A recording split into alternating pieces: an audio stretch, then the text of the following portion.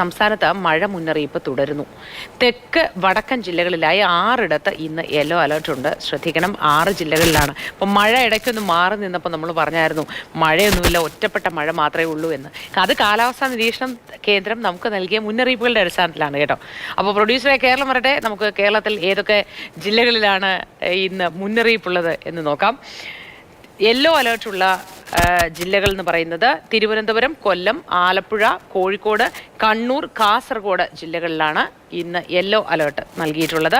ബാക്കി എല്ലാ ജില്ലകളിലും ഇന്ന് പച്ച മുന്നറിയിപ്പാണ്, അതായത് ഗ്രീൻ അലേർട്ടാണ്. ഗ്രീൻ അലേർട്ടുള്ള ഭാഗങ്ങളിലും ഒറ്റപ്പെട്ട മഴ ചിലപ്പോൾ ഉണ്ടായേക്കാം. ആ ഭാഗങ്ങളിലുള്ളവർ ശ്രദ്ധിക്കുക.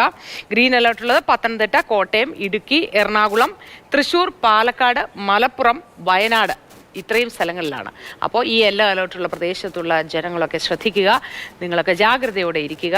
മഴ എന്ന് പറയുമ്പോൾ തന്നെ ഏതൊക്കെ തരത്തിൽ മഴ ദുരിതമുണ്ടാക്കും, ബുദ്ധിമുട്ടുണ്ടാക്കും എന്ന് നമുക്കിതിനോടകം മനസ്സിലായി.